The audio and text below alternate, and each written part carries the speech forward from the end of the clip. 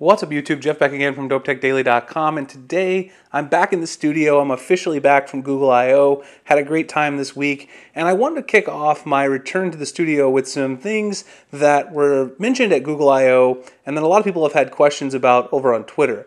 Now, I did a full rundown of the Android P beta running on my Pixel 2 XL. If you want to check out my full review of the Android P beta, including the new gesture-based navigation, which I know there are some people who love it, some people who hate it. It's a very polarizing thing, and also all the other new features. I'll drop the link below so you can check it out.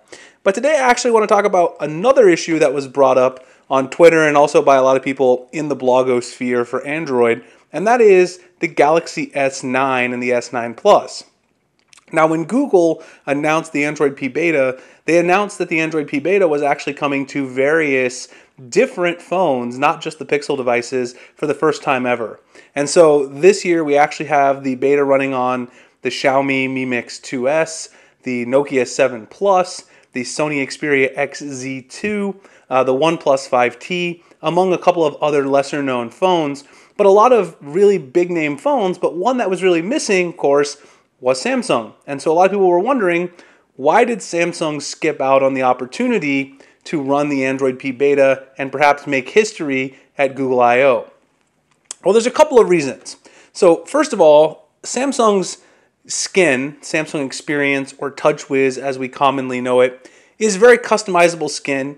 It's also very recognizable to their users, and I imagine that Samsung did not want to go the stock Android route and confuse users. Now, personally, I think this is a silly argument because if they did allow people to flash the beta, only people who are real enthusiasts like us are actually going to go in and get a beta OTA or flash OTA files. No one who is a regular user would be impacted by this, so this is kind of silly, but this is probably the reason. They don't want to lose the identifiability of Samsung Experience or TouchWiz, and it's been there for a long time, and so they feel like stock Android's probably not the way to go.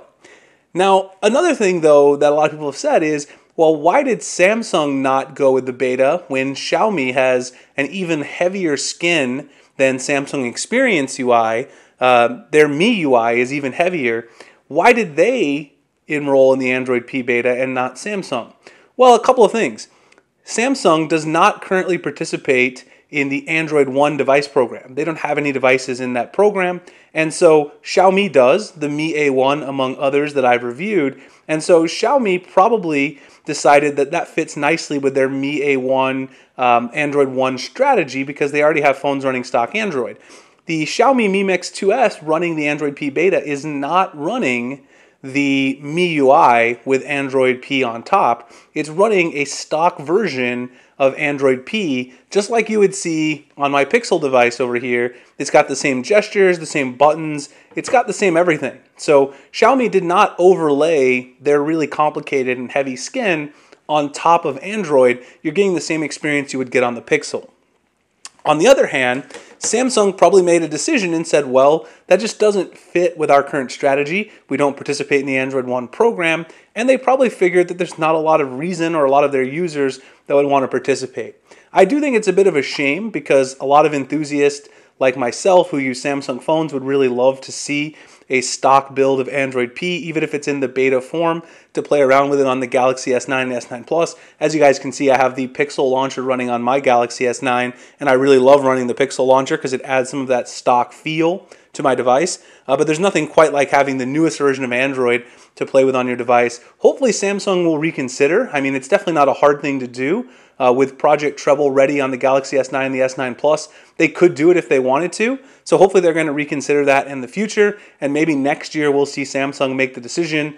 But again, because of their brand identity and being the largest Android manufacturer on the planet, I'm not going to hold my breath. I'm a little skeptical that Samsung will actually do that and give us the beta option.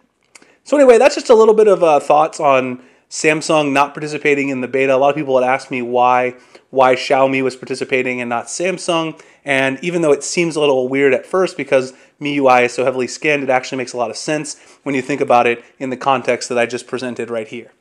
Anyway, guys, I hope you enjoyed the video. If you did, please like, comment, subscribe for future Android P coverage and also some more stuff from what I saw over at Google I/O. Find me at DopeTechDaily.com, Google+, Instagram, and Twitter. The link's in the description. Really appreciate you guys checking out the video, and I'll see you in the next one. Thanks. Thanks a lot for watching.